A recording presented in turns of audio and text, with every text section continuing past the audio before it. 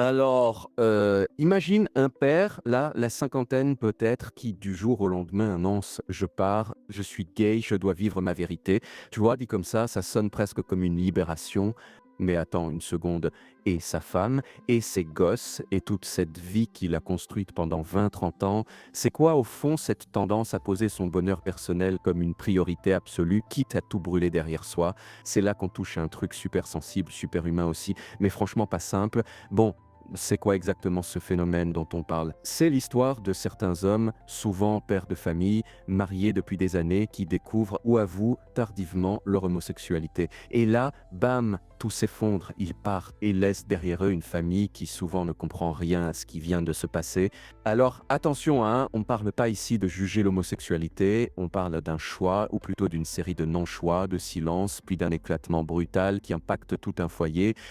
Du point de vue technique, et là je te parle avec la casquette de l'expert, hein, ce genre de situation relève d'un phénomène qu'on appelle la dissonance cognitive prolongée, c'est-à-dire que pendant des années, ces hommes vivent dans une sorte de double réalité. D'un côté, leur rôle social d'époux et de père, bien ancré dans l'hétéronormativité, et de l'autre, une identité sexuelle enfouie, niée, parfois même inconnue d'eux-mêmes. Et cette tension psychologique, elle explose un jour, souvent à l'approche de ce qu'on appelle une crise identitaire secondaire, la fameuse crise de la cinquantaine qui vient souvent avec une remise en question existentielle profonde. Mais voilà le hic, cette explosion, elle n'est pas neutre, elle a des conséquences. Parce que vivre sa vérité, c'est pas un acte isolé dans une bulle, c'est un acte qui agit comme une onde de choc.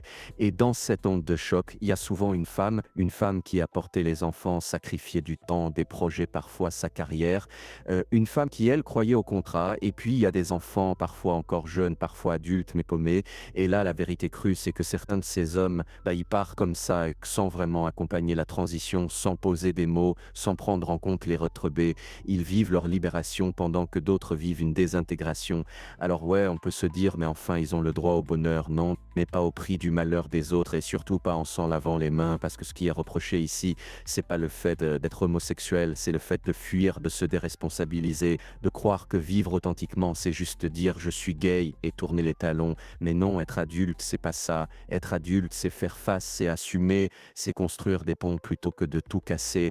On parle ici d'un truc super important, le contrat moral de la parentalité. Quand tu deviens parent, tu fais une promesse implicite. Tu promets d'être là, dans le quotidien, dans les galères, dans les transitions. Et cette promesse, elle ne s'efface pas avec un coming out. D'ailleurs, les études en psychologie du développement le montrent. L'absence brutale d'un parent, surtout quand elle est mal expliquée, mal vécue, peut provoquer chez l'enfant un sentiment d'abandon, de rejet, une instabilité affective profonde qui peut durer toute la vie.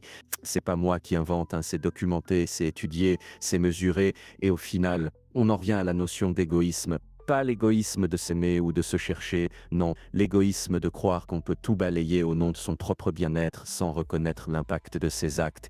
Et ça, c'est pas du courage, c'est pas de l'authenticité, c'est de la lâcheté. Alors ouais, c'est un sujet sensible, parce qu'il y a du vrai des deux côtés, parce que chaque histoire est différente. Mais quand on regarde froidement les conséquences, quand on écoute les femmes laissées derrière, les enfants qui comprennent pas, on se dit qu'il faut oser poser cette question. À quel moment le droit d'être soi devient-il une excuse pour ne plus être là pour les autres? Et à partir de quand l'authenticité devient un privilège dont les autres payent le prix? Voilà, c'est un coup de gueule, mais aussi une invitation à réfléchir à celles et ceux qui vivent ce genre de situation. Parlez, expliquez, accompagnez, ne fuyez pas. Vous pouvez être vous, sans détruire les autres. Et à celles et ceux qui traversent l'après, ces femmes, ces enfants, vous avez le droit d'être en colère. Vous avez le droit de réclamer qu'on reconnaisse votre douleur.